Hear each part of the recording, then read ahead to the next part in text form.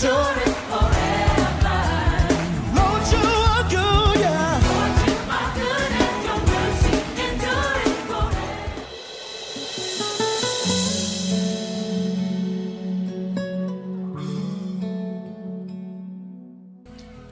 allons nous incliner dans la prière. Tu vas demander à Dieu de te parler. Tu vas demander au Saint-Esprit de se manifester au milieu de nous. Tu vas prier que Dieu, par son Esprit, opère et agisse. Prions au nom de Jésus.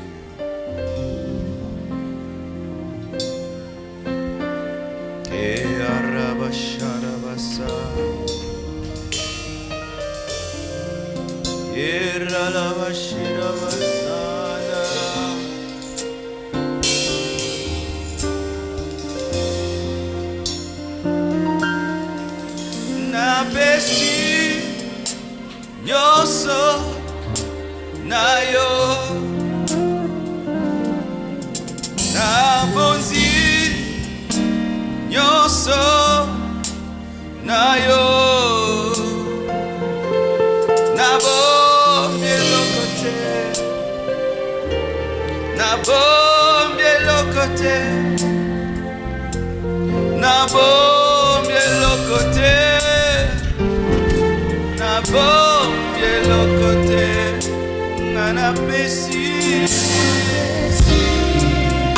nyoso nayo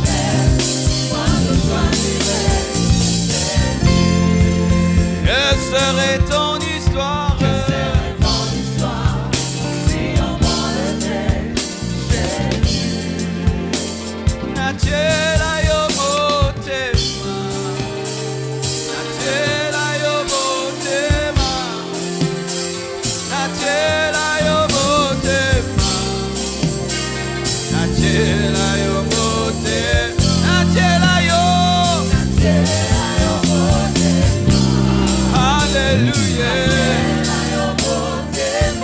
Nachela yo motema. Nachela yo motema. Nachela yo motema. Nachela yo motema. Nachela yo motema. Nachela yo motema.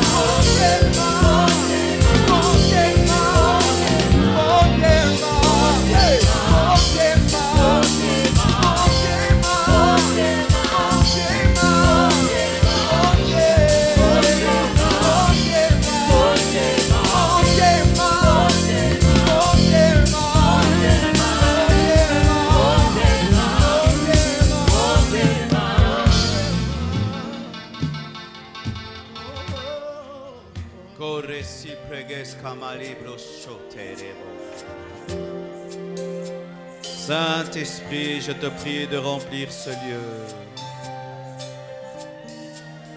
Saint-Esprit, je te prie de remplir ce lieu.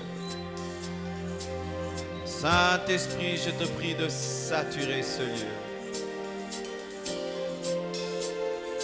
Saint-Esprit, je te prie de confondre toute puissance de ténèbres, toute opposition maléfique. Glorifie Jésus. Levons nos mains. Je vous prie de me traiter comme un serviteur de Dieu, pas comme une star. Je vous prie de me traiter comme un vase et pas comme un homme extraordinaire. Sinon, vous attristerez le Saint-Esprit.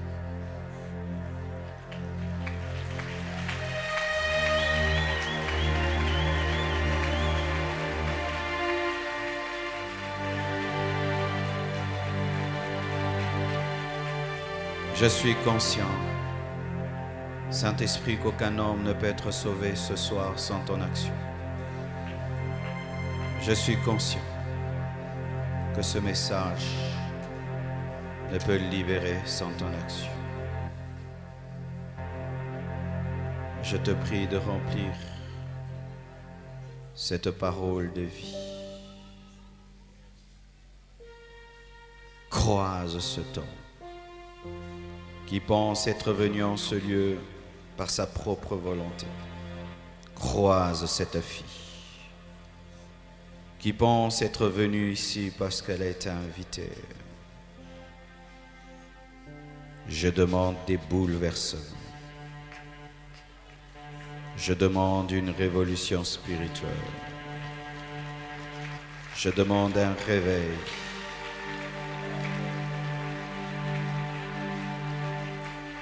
Shinde kerozuka. Zumande gerego sunte keregosh. Imada shinde rego sunde reboso.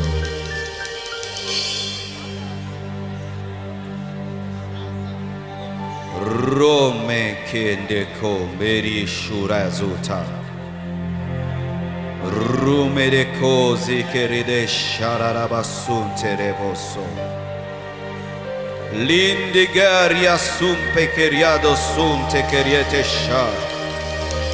Robeke abasun teria sherebosa. Que tes anges montent et descendent dans ce lieu. Que toute puissance contraire soit paralysée, anéantie. Et que tout agent de ténèbres soit désactivé au nom de Jésus-Christ de Nazareth. Accompagne cette parole de puissance, de guérison, de délivrance, de vie. Que ce pourquoi tu as permis que cette croisade ait lieu soit fait totalement à 100%. Guide-nous, dirige-nous. Holy Spirit, I need you. Praises.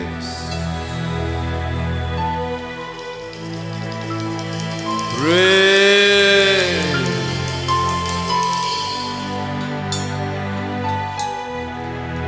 Praise.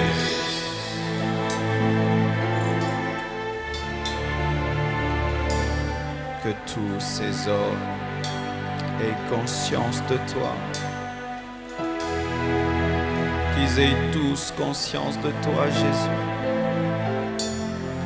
Qu'ils aient tous conscience de toi, Jésus. Jésus. Qu'ils aient tous conscience de toi, Jésus. Que chaque homme, chaque femme en ce lieu ait conscience de toi, Jésus.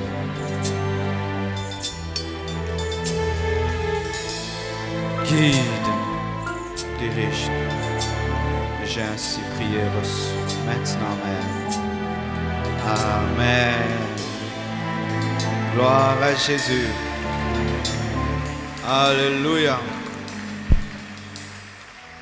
Asseyez-vous, s'il vous plaît. Je bénis Dieu pour ce thème. C'est très rare qu'on m'invite prêcher pour parler du péché. Je crois que vraiment c'est une rareté d'être invité pour s'entretenir au sujet du péché. Nous sommes dans Jean 5, du 1er verset au 14e verset. Nous allons nous tenir debout afin d'honorer la parole de Dieu. Le thème qui m'a été donné, c'est « Va et ne pêche plus ». Et cette parole a été adressée tout d'abord à un paralytique, dans Jean 5, verset 1 jusqu'au verset 14. La Bible dit ceci.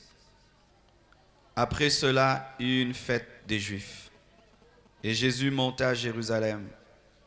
Or, à Jérusalem, près de la porte des brebis, il y avait une piscine qui s'appelle en hébreu Bethesda, et qui a 5 portiques.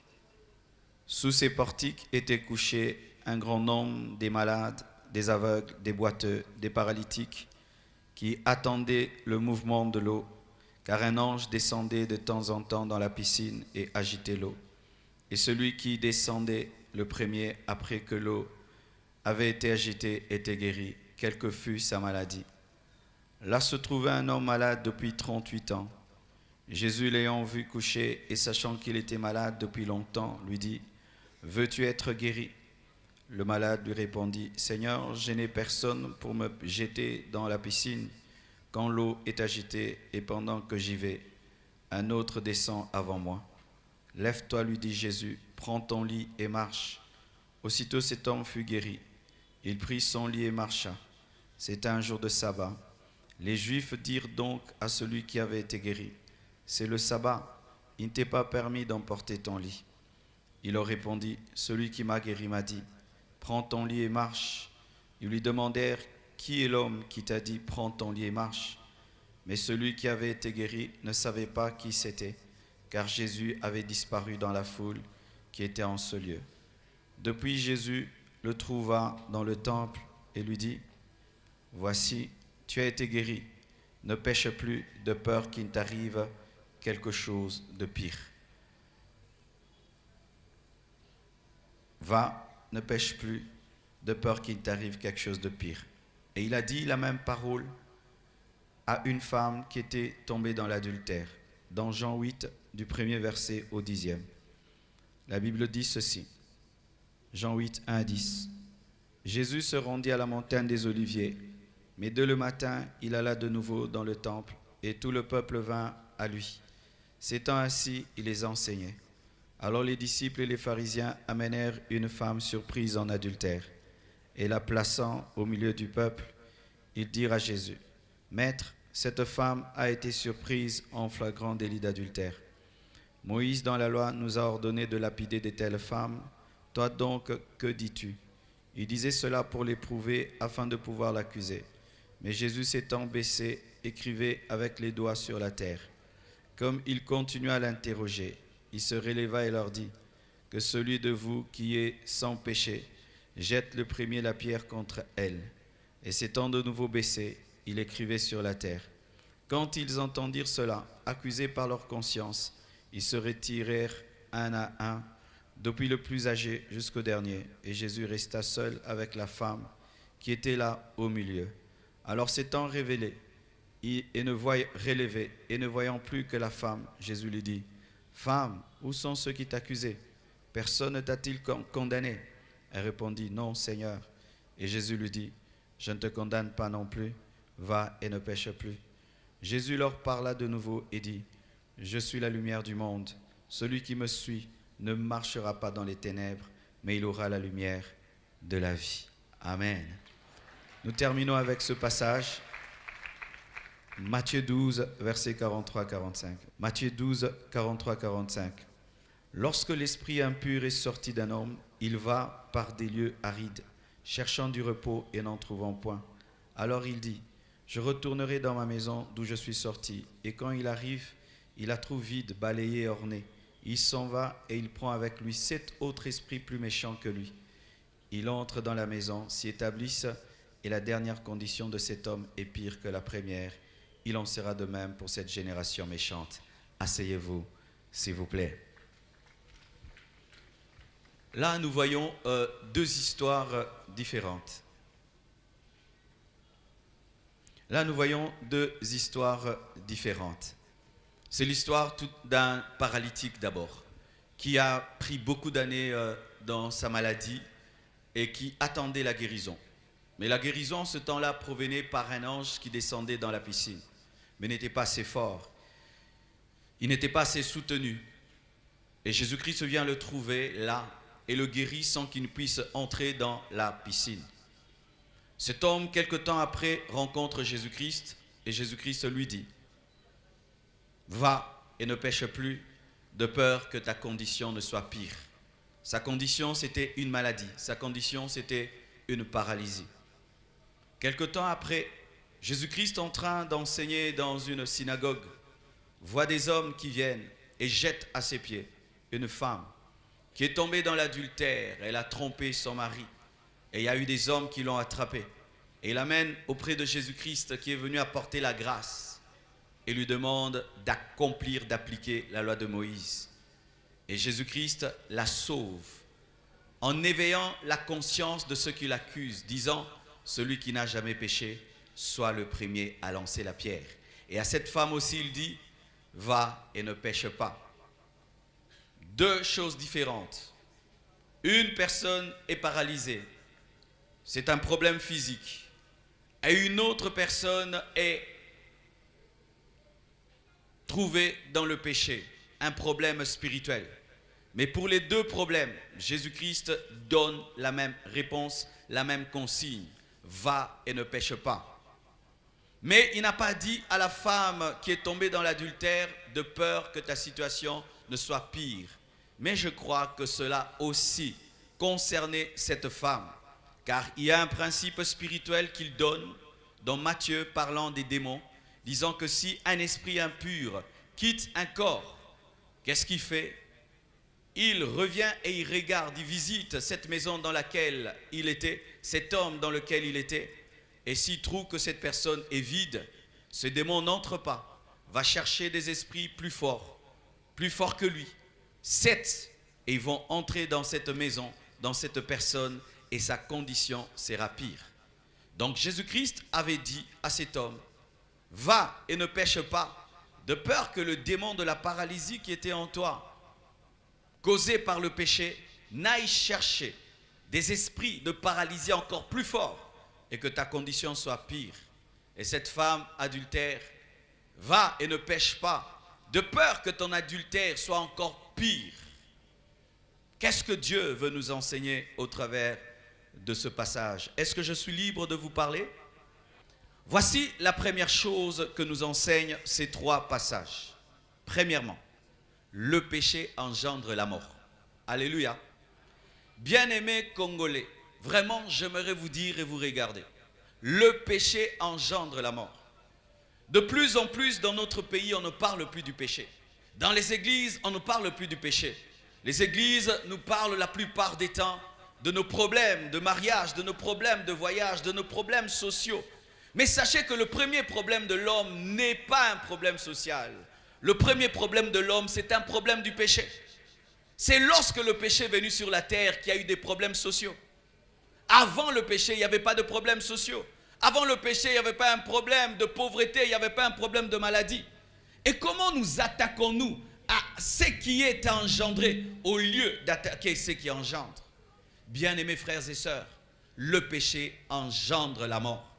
La femme trouvée en flagrant délit d'adultère, la Bible nous dit qu'on a voulu la tuer. Elle devait mourir. Elle devait mourir. Pourquoi? Parce que le péché engendre la mort. Quel que soit le péché. Quel que soit le péché. Car souvent nous quantifions les péchés. Nous disons que faire ça c'est le mal, mais ça c'est pas très mal. Et la plupart du temps parmi les jeunes disent que si je couche avec une femme, c'est vraiment un péché. Mais si je flirte avec ma fiancée, ce n'est pas un péché. Flirter et coucher, c'est la même chose. Amen. Hein? Flirter et coucher, c'est la même chose. Je dis flirter et coucher, c'est la même chose. Commettre l'adultère et se masturber, c'est la même chose. Alléluia. Dénuder une femme, c'est un péché. Regarder un film pornographique, c'est aussi un péché. De la même manière, le péché engendre la mort. Mais ce n'est pas parce que tu marches que tu n'es pas mort, car Adam et Ève étaient devenus des mortels, mais ils ont vécu longtemps. Le problème de l'homme, c'est que lorsqu'il pêche, il ne vit pas automatiquement le péché, il pense qu'il vit, alors que la mort, c'est d'abord une séparation avec Dieu. Tout ce qui te sépare de Dieu t'a tué. Tout ce qui te sépare de Dieu t'a tué. Même si tu es en bonne santé, même si tu étudies et tu as distingué, tu es mort. Même si tu as distingué, tu es mort. Le péché tue. Cette femme a trompé son mari et elle devait mourir. Et elle devait mourir car la Bible dit que le salaire du péché c'est la mort. Le salaire du péché c'est la mort. Qu'on t'attrape pas, c'est la mort. Qu'on t'attrape pas, c'est la mort. Qu'on t'attrape pas, c'est la mort. Qu'on ne prophétise pas, c'est la mort. Bien-aimé, qu'un prophète vienne et qu'il attrape tout le monde dans le péché sauf toi, même si tu n'as pas attrapé, le salaire du péché, c'est la mort. Et même si je n'ai pas cité ton péché de tricherie, c'est la mort. C'est la mort, tricheur. Tricher, c'est la mort. Tricher, c'est la mort. Tricher, c'est la mort. Tricher, c'est la mort. Tricheur. Tu es en licence, mais toi, tu devais être en première. Tricheur, tu es mort. Tu es mort.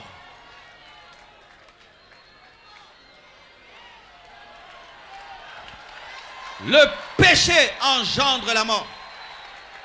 La femme commet l'adultère et on exige la mort. Deuxièmement, le péché engendre la maladie. Jésus-Christ dit à cet homme qui était paralysé et qui vient d'être guéri, il dit, va, ne pêche pas. Oh, il fallait lui dire, va et évite les microbes. Il devait lui dire, va et lave-toi les mains.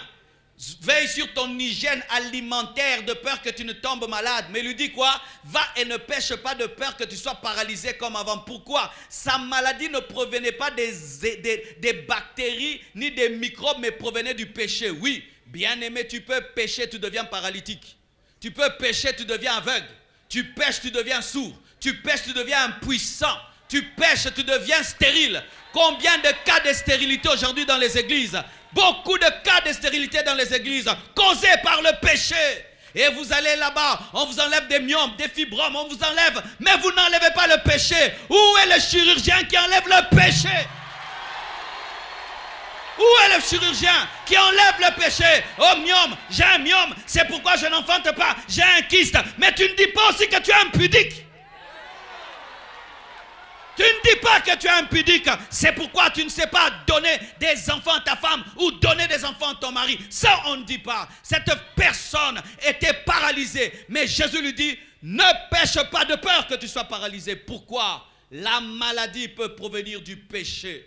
Certaines maladies que tu as dans ton corps sont venues lorsque tu as commencé une vie de péché. Et Dieu t'a frappé. Et le diable en a profité afin de détruire ta vie. Car il y a des démons, mes frères, qui donnent aussi des maladies. Des démons qui donnent des maladies. Et là, le microscope ne peut les voir. Tu peux consulter le plus grand médecin au monde. Il ne verra pas. Il ne verra pas. Va et ne pêche pas, de peur que tu sois paralysé. Et des fois, nous accusons les hommes de Dieu qui prient pour les paralytiques dans les croisades. Regardez, ce sont des magiciens. Ce paralytique-là avait marché dans la croisade et voilà maintenant qu'il ne marche plus parce qu'il est au quartier. Jésus dit à cet homme, moi Jésus, le Fils de Dieu, je t'ai fait marcher, mais si tu pêches, tu vas redevenir paralytique. Alléluia! Certains aveugles qui redeviennent des aveugles, c'est parce qu'ils ont vécu dans le péché. Il était aveugle, il ne voyait pas. Et quand il ouvre les yeux, il entre dans la convoitise. Tu étais paralytique et tu marches et puis tu deviens judoka. Dieu te donne, mais il reste à côté de toi pour observer comment tu te comportes parce que Dieu n'est pas un féticheur. Tu peux recevoir un miracle et tu perds le miracle. La parole de Dieu le dit. Oui, tu peux recevoir un miracle et tu perds le miracle. Tu peux recevoir une guérison et tu perds la guérison lorsque tu utilises la force que Dieu te donne pour pécher contre lui. Ce passage nous enseigne que le péché ouvre des portes aux démons. Bien-aimé, il y a de plus en plus des hommes remplis de philosophie. Ils ne croient ni en Dieu ni au diable, mais ils adorent le football. Dis bêtises. Bêtises, des bêtises et des bêtises. Lui, il ne croit pas en Dieu. Lui, il ne croit pas que les démons existent. Il ne croit pas au diable. Il ne croit pas au ciel ni à la terre. Mais quand Messi rate un penalty, il pleure. Bêtises. Il peut donner sa vie pour une équipe de football. On ne le connaît même pas. On ne le connaît même pas. Il se bat pour Ronaldo. Il parle de lui tout le temps. Il ne le connaît pas. Mais si tu connais Jésus, tu parles de lui, il te bénira. Mais lui, il ne croit pas en Dieu. Mais il soutient Ronaldo. Et il trouve que lui, il est moderne parce que lui, il ne croit pas aux choses spirituelles. Refusant d'adorer Dieu, mais adorant des femmes, adorant des stars, des vedettes qui ne te connaissent pas. Est-ce que Kim Kardashian te connaît? Elle ne te connaît même pas. Elle ne te connaît même pas. Mais tu refuses d'adorer Jésus-Christ pour adorer des stars et des vedettes qui ne te connaissent pas. Bêtise! Oui, moi j'ai tellement étudié et j'ai compris que Dieu n'existe pas. Oh frère, parce que tu as beaucoup étudié, maintenant tu as déduit que Dieu n'existe pas. Mais pourquoi tes études n'ont pas déduit que être adorateur du football, c'est une bêtise? Étant capable de passer 90 minutes devant une télévision, mais incapable de prier 10 minutes.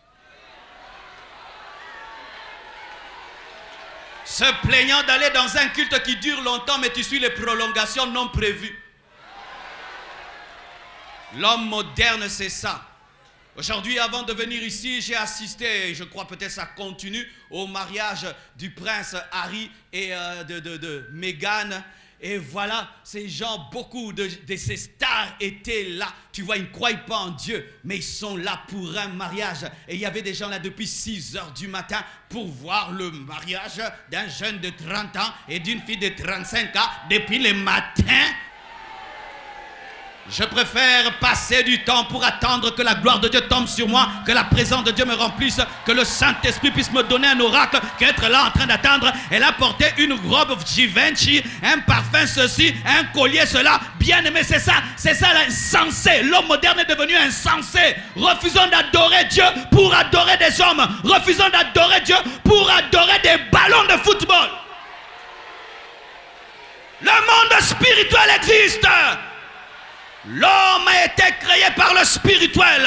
Au-delà de ce que vous voyez, il y a des démons et il y a des anges. Il y a Dieu, il y a le diable. Il y a le monde des ténèbres et le monde de lumière. Il y a ça. Ça existe. Et plus l'église devient moderne, il ne faut plus parler des démons. Il ne faut plus parler de démons. Il faut avoir des cultes classe. Bien aimé, lorsque l'hôpital refuse le sang, ce n'est plus l'hôpital. Le monde spirituel existe. Au-delà de ce que tu connais, il y a des esprits. Ici, il y a des agents du diable, des sorciers.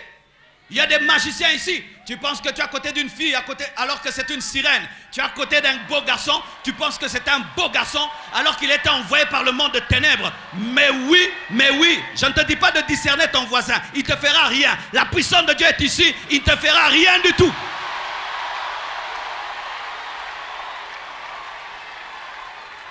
Mais Jésus, qui devait être le prédicateur le plus équilibré du monde, parle. Il dit qu'un démon peut sortir et revenir. Un démon peut sortir et revenir. Vous les adeptes des délivrances, adeptes du combat, adeptes de renverser des choses, écoutez-moi. Bien aimé, c'est bien de renverser les autels et chasser les démons, mais c'est mieux de garder la sainteté. Tu peux chasser tous les démons comme tu veux. Si le diable sait que sa chose est en toi, bien aimé, il va courir, il va sortir vite pour aller prendre d'autres. C'est pourquoi évitez la délivrance sans repentance. Évitez de vider la maison. Si vous n'aurez personne dedans, il y aura des toiles d'araignée. Donne-moi la main que je te parle.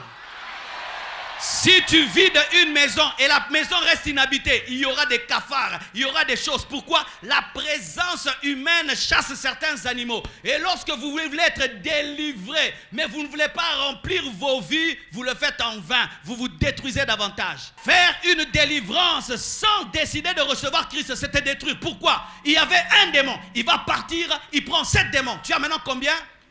8 démons. Oh, je vais au combat. Oui, faites le combat, mais dans la sainteté. Alléluia. Faites le combat, mais dans la pureté. Moi aussi, je fais le combat. Je suis un combattant. Mais d'abord, c'est que je sais, il faut demeurer dans la sainteté, car Dieu triomphe dans la sainteté. Si tu chasses les démons, mais tu retombes dans le péché qui les a attirés, bien aimés, ils reviendront plus nombreux. C'est pourquoi certains ici pensent que les églises ont détruit leur vie. Depuis que je vais prier, j'ai détruit ma vie est détruite. Non, c'est parce que tu pries sans respecter les principes. Tu aimes beaucoup parler à Dieu, mais tu n'aimes pas faire ce que Dieu t'a dit. Oui, l'église du Congo, nous aimons parler à Dieu, mais quand Dieu parle, on n'écoute pas. Nous voulons le prier à notre manière, selon notre doctrine. Une doctrine dans laquelle Dieu n'a que des oreilles pour entendre, il n'a pas une bouche pour parler. Tu chasses les démons, mais il t'a dit d'abandonner le mari d'autrui. Non, toi tu ne veux pas abandonner le mari d'autrui, tu veux seulement chasser les démons. Non, abandonne le mari d'autrui. Comment tu peux être une deuxième femme, tu es en train de prier pour que Dieu te donne le mari d'autrui? Tu es un grand tricheur, mais tu pries que Dieu te donne l'intelligence. Est-ce que ça a du sens?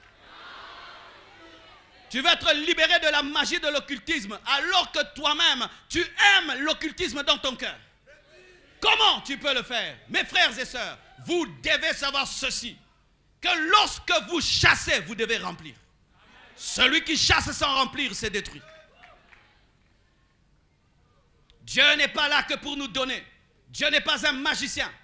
Lorsque tu vas chercher un féticheur, il te pose la question, que veux-tu? Et puis il te donne, il n'a que faire de ce que tu deviendras. Mais Dieu est un Père c'est un pédagogue et qui te demande d'obéir à sa parole afin que ce qu'il te donne te détruise. Le péché ouvre la porte aux démons. Que tu sentes les démons, que tu ne les sentes pas, les péchés ouvrent la porte des démons. Si Dieu pouvait t'ouvrir les yeux, lorsque tu te masturbes, avec quel démon tu couches, tu le saurais. Je sais pourquoi je parle de la masturbation. Parce que c'est le péché champion dans les universités. Ouais, c'est le péché number one dans les universités. La masturbation, que ce soit les garçons, que ce soit les filles.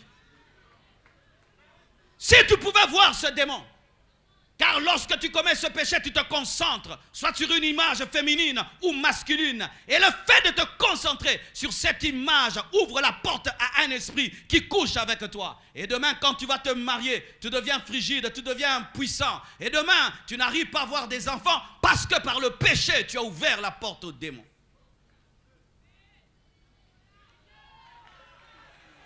Le péché amène la honte et le scandale. Cette femme qui est tombée dans l'adultère, lorsqu'elle est tombée, qu'est-ce qu'on a fait? On la prend et on la jette devant Jésus. Quel scandale! Imaginez, en plein culte, je suis en train de prêcher là. Et on prend une maman, on la jette ici et on dit qu'elle a trompé son mari. Elle a des frères, elle a des sœurs, elle a des relations, elle a des enfants. Quelle honte! Le péché amène la honte. Le péché amène le scandale. Bien-aimé, si jusque-là le péché n'a pas encore amené le scandale dans ta vie, il finira par l'amener. Je ne pense pas que c'était la première fois que cette femme avait péché. Elle avait l'habitude de le faire, mais on ne l'attrapait pas. Et un jour, on t'attrapera. On t'attrapera. Tu triches, un jour, on t'attrapera. Frère tricheur.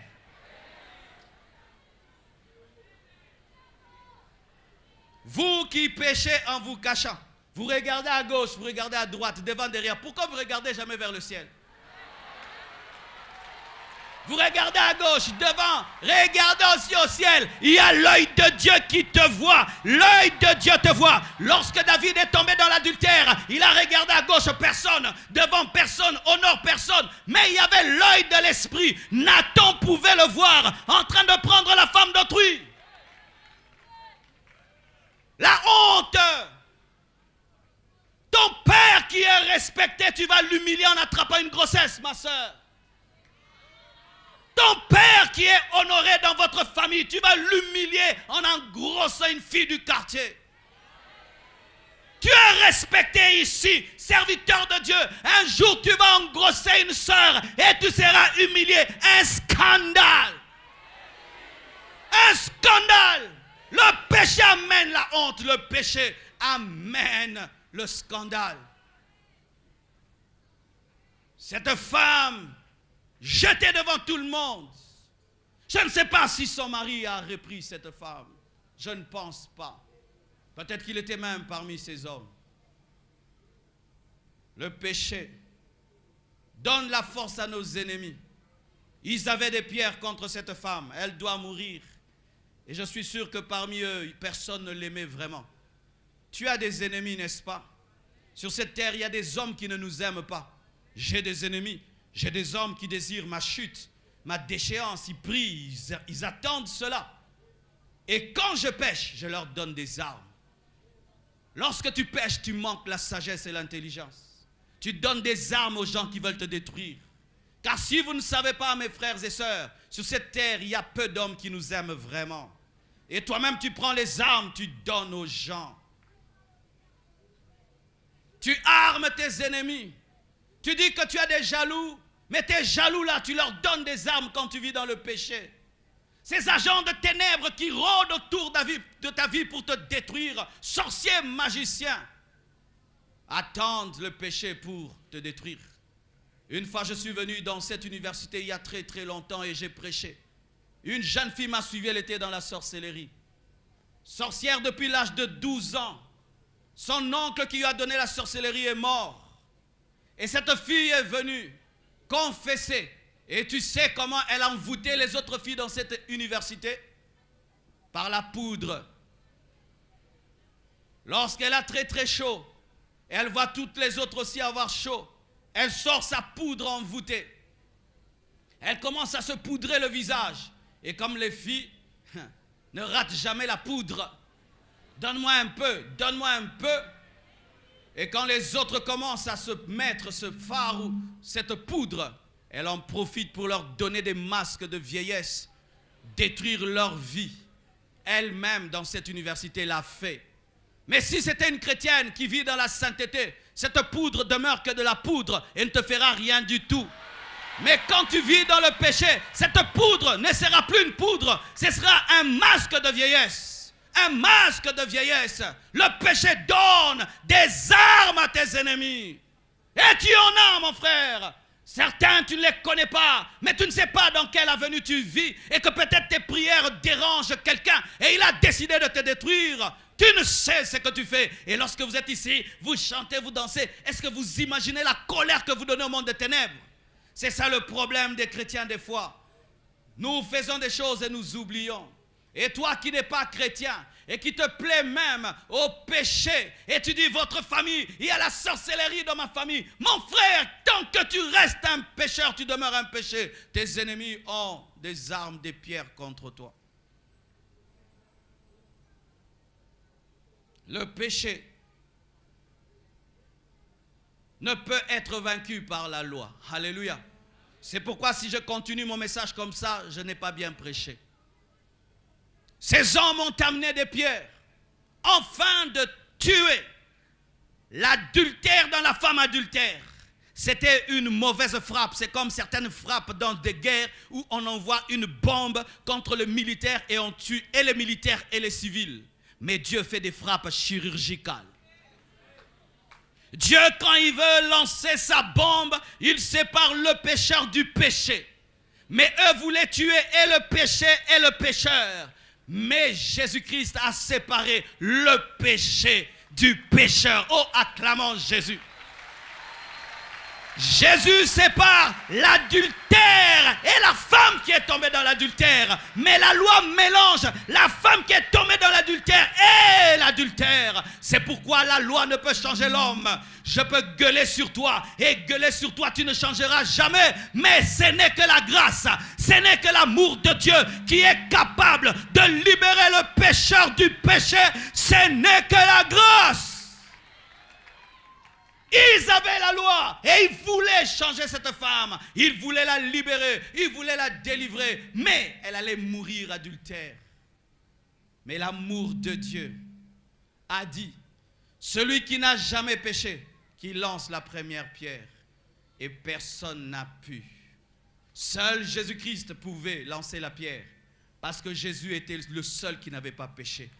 Lui pouvait prendre une pierre et la lapider. Parce qu'il avait le droit, il n'avait jamais péché. Mais celui qui n'avait jamais péché a décidé de mourir à sa place. Va et ne pêche pas. Quand on dit va, c'est la grâce. Va, tu devais mourir, mais tu ne mourras pas. Je mourrai à ta place, va. Chacun de nous ici un jour devait mourir. Chacun de nous ici devait mourir. Mais Dieu, dans son amour, a envoyé son Fils Jésus-Christ à notre place.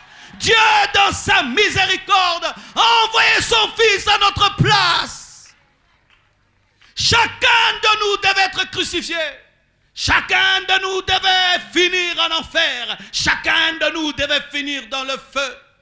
Mais dans son amour, quand il est venu, il a regardé le pécheur, il a aimé. Il a regardé le péché, il a haï. Pour le péché, il est mort et il a donné sa vie au pécheur, afin que son pécheur devienne fils de Dieu et soit capable de vivre dans la sainteté. Va et ne pêche plus. Cette parole était une parole prophétique, car cette femme ne pouvait obéir à cette parole. Comment une personne qui n'est pas née de nouveau peut dire qu'elle ne va plus pécher? Jésus-Christ savait qu'il allait mourir pour elle, ressusciter pour elle et lui donner le Saint-Esprit qui donne la nature de ne plus pécher. À vous qui ne voulez plus pécher, je vais vous donner le secret. Le secret, ce n'est pas la discipline. La nature revient toujours au galop. Tu peux dire je ne fais pas pendant 3 mois, tu referas un jour. Je me souviens quand j'étais païen, je pouvais dire pendant un temps, plus de musique mondaine, plus de copines, tu fais 3 mois, 4 mois, mais un jour...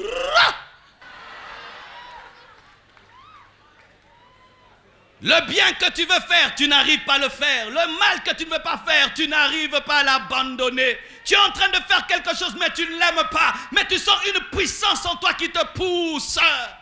Tu veux arrêter, mais demain tu es encore en train de faire. Quel est le secret?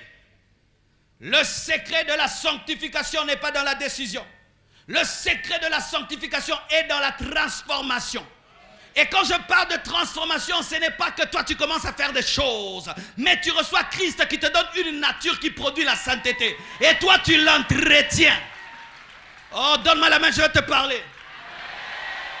Je ne suis pas venu te prêcher tes propres œuvres. Je suis venu te prêcher Jésus. S'il vit en toi, il va te donner une nature de sainteté, car Jésus est notre sainteté. Un homme qui se sanctifie par ses efforts, un jour finit par se fatiguer. Mais l'homme qui se sanctifie par la nature ne se fatigue jamais. Est-ce que tu t'es déjà fatigué d'être un homme? Jamais, n'est-ce pas? Tu as la nature de l'homme. Est-ce que tu es déjà fatigué d'être une femme? Jamais. Tu as la nature de la femme. Et lorsque tu te convertis, il te donne la nature. Va et ne pêche plus. Veut dire, je mourrai pour toi, je ressusciterai pour que tu ne pêches plus. Car si je te laisse dans cet état, tu pécheras encore. Oui, tu pécheras encore. C'est pourquoi tous les prophètes avaient des défauts. Moïse avait des défauts. Élie avait des défauts. Élisée, tous avaient des défauts. Un seul était parfait. Et il faudrait que le parfait vienne vivre dans ta vie pour te donner la nature de la perfection. Oh, remashinda laba kontolobo saya. La grâce, c'est comme le professeur d'université qui devient ton répétiteur à domicile. Afin de te permettre de répondre en avance aux questions qu'il te posera.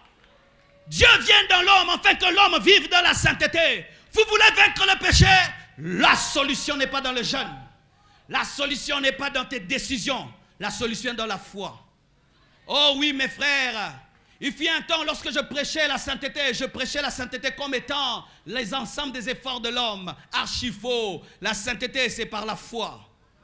J'ai la foi que par Jésus-Christ en moi, je ne tomberai jamais dans l'adultère et je ne tromperai jamais ma femme. J'ai 12 ans de mariage, je n'ai jamais trompé ma femme. Je n'ai jamais donné un bisou à une autre femme, ni un clin d'œil à une autre femme, ni un smiley à une autre femme. Mais vous savez pourquoi? La nature de Dieu en moi. Même si je vais le faire, je ne peux pas le faire, je suis mort. Tu as besoin de la nature divine. Et la nature divine tue le péché en toi. Ça tue le péché en toi. Ça tue le péché en toi. Pourquoi la vie chrétienne est devenue difficile? La vie chrétienne est devenue difficile parce que nous voulons être des hommes poissons. Le poisson est à l'aise dans l'eau, mais l'homme dans l'eau finit par sortir de peur d'être asphyxié. Et si tu es saint par tes efforts, un jour tu en sortiras. Mais si tu es saint par la nature divine, tu vas y demeurer. Et quand tout le monde dit que c'est difficile, toi tu dis que c'est facile. Pourquoi? Tu as la nature divine. Bien-aimés frères et sœurs, aujourd'hui, si tu veux aller sans péché, reçois Jésus-Christ dans ta vie. Reçois-le. Et je t'assure, tu auras la nature divine. Avant de donner ma vie à Jésus-Christ, j'étais lié à la musique du monde. Et quand Christ est venu dans ma vie, j'ai haï la musique du monde. J'ai senti une aversion pour la musique du monde. Avant de donner ma vie à Christ, j'étais impudique. Mais quand Christ est venu dans ma vie, j'ai haï l'impudicité. Pourquoi? La nature divine, la nature de Dieu. Le problème, c'est que maintenant, on vous dit d'aller à l'église au lieu de vous dire d'aller à Christ. Viens dans notre église. Non, l'église ne sauve pas. L'église ne sauve pas. Viens à l'église. L'église ne sauve pas. Viens à Jésus. Viens à la croix. Viens à Jésus. Reçois-le. Il te donnera la force de ne plus pécher. Et j'aimerais terminer. J'aimerais parler à certains chrétiens. Mes frères et sœurs, lorsque le démon part, il revient. S'il trouve la maison vide, il revient. Vivez dans la plénitude du Saint-Esprit. Laissez le Saint-Esprit vous remplir. Laissez le Saint-Esprit vous diriger. De moins en moins, nous avons des chrétiens remplis du Saint-Esprit. C'est pourquoi le péché revient dans nos vies. Quelle est la dernière fois que le Saint-Esprit t'a dirigé, mon frère? Quelle est la dernière fois où tu peux vraiment témoigner que le Saint-Esprit t'a dirigé? La plupart des temps, nous pensons que parlant d'autres langues suffit pour dire qu'on est rempli de l'Esprit. Être rempli de l'Esprit, ce n'est pas seulement parler en langue. Être rempli de l'Esprit, c'est être contrôlé par le Saint-Esprit, dirigé par le Saint-Esprit, guidé par le Saint-Esprit, coaché par le Saint-Esprit. Lorsqu'un ballon est rempli, il s'envole facilement parce qu'il est rempli d'air. Et quand tu es rempli de l'Esprit, vivre dans la sainteté devient une chose facile. Lorsque tu es rempli de l'Esprit, tu es comme un pneu qui est rempli d'air. Et un pneu qui est rempli d'air roule plus facilement. Mais quand vous voulez mener une vie chrétienne sans le Saint-Esprit, sans être rempli de l'Esprit, alors la sainteté deviendra difficile. Laissez l'Esprit de sainteté vous remplir. Dès le matin, fléchissez vos genoux et demandez la plénitude de l'Esprit. Dès le matin, fléchissez vos genoux et demandez au Saint-Esprit de vous guider. Et je t'assure, le péché que tu as abandonné, tu ne retourneras jamais à ce péché. Jamais plus. Pourquoi? Le Saint-Esprit dans ta vie fera l'entretien de la sainteté. Comme on fait l'entretien d'une voiture, d'un moteur, il fera l'entretien de la sainteté. Vivez dans la plénitude du Saint-Esprit. Jésus a dit, vous êtes avantageux que je m'en aille, afin que vienne le Saint-Esprit. Il est impossible de mener la vie chrétienne sans le Saint-Esprit. Il est impossible de servir Dieu dans la consécration sans le Saint-Esprit. Même Pierre n'a pas pu. C'est seulement lorsque le Saint-Esprit est venu qu'il n'est plus retourné à la pêche. Sans le Saint-Esprit, tu vas retourner à la pêche. Tu vas retourner dans tes péchés. Tu vas prendre une bonne décision ici. Mais après, quand tu vas rentrer à la maison, tu vas commettre encore ce péché parce que tu n'es pas rempli de l'Esprit. Jamais un démon ne vient toucher, entrer dans la vie d'un homme rempli de l'Esprit. Le Saint-Esprit n'est pas une puissance, le Saint-Esprit est une personne. Je ne vous parle pas d'une puissance, le Saint-Esprit est une personne capable de parler, capable de guider, de conseiller, capable de s'attrister. Parlez au Saint-Esprit, adorez le Saint-Esprit, laissez-vous guider par le Saint-Esprit, laissez l'Esprit de Dieu vous enseigner sur le Père, vous enseigner sur le Fils, vous révélez la parole, vous guidez dans la prière, vous guidez dans l'adoration, vous révélez les secrets de votre vie, laissez l'Esprit de Dieu. C'est par l'Esprit que tu commences à aimer la vie chrétienne, que tu commences à aimer Jésus et que tous les jours tu as la force de dire non, non, ton nom d'hier est le nom d'aujourd'hui, ton nom d'il y a 10 ans est le nom d'aujourd'hui. Pourquoi? Le Saint-Esprit. Mais quand vos vies chrétiennes, c'est maintenant Facebook, Facebook, WhatsApp, WhatsApp, Facebook, des chrétiens, Facebook, Facebook, Facebook, Facebook. Oui! Tout le temps dans vos téléphones, vos téléphones, vos téléphones. Vous n'avez pas le temps de communier avec le Saint-Esprit. Tout le temps, tout le temps, tout le temps. Écris quelque chose sur Facebook et puis laisse. Fais ta vie. Mais tout le temps, est-ce que tu travailles à Facebook? Mark Zuckerberg te connaît. Des bénévoles sur Facebook. Tout le temps les ordinateurs. Tout le temps la télévision. Tout le temps la télévision. Tout le temps les ordinateurs. Tout le temps. Et les chrétiens ne sont plus remplis du Saint-Esprit. Pensez-vous que dans la chambre haute, ils allaient ouvrir WhatsApp? Ils allaient ouvrir Facebook? Mais nous venons au culte avec quoi? Des téléphones. Pendant l'adoration. Pendant le culte, on écrit. On répond à des SMS. On téléphone. Comment vous voulez être rempli du Saint-Esprit? Parce que vous ne le respectez pas. Vous ne le respectez pas. Le Saint-Esprit est Dieu. Dieu en majuscule. C'est pourquoi le péché est revenu dans ta vie. Parce que tu n'es plus rempli du Saint-Esprit. Et tu es étonné que tu commences à retrouver tes anciens péchés que tu avais vaincus quand tu étais un bébé spirituel. Aujourd'hui, tu n'arrives plus à les vaincre. Pourquoi? Quand tu étais un bébé, tu étais rempli. Aujourd'hui, tu es un adulte sans plénitude. Revenez à la plénitude de l'Esprit. Revenez au Saint-Esprit. Il n'y a pas une vie chrétienne sans lui. Vous échouerez et vous échouerez encore. Va et ne pêche plus. Va et ne pêche plus. Et pour terminer, va et ne pêche plus veut dire ceci. Même si Dieu t'aime, ne joue pas avec lui. Dis à ton voisin, même si Dieu t'aime, ne joue pas avec lui. Jésus la pardonne. Mais elle ne lui dit pas, va encore pécher, je serai encore là. Faites attention, vous qui jouez avec la grâce de Dieu. Ne jouez pas avec le sang de Jésus. Ou vous péchez aujourd'hui, vous péchez demain. Dieu est bon, il va me pardonner. C'est la grâce, oui la grâce. Mais la grâce nous enseigne à renoncer aux œuvres mortes. La grâce ne nous pousse pas vers le péché. Mais la grâce nous pousse à respecter l'œuvre de la croix. À respecter le sang de Jésus.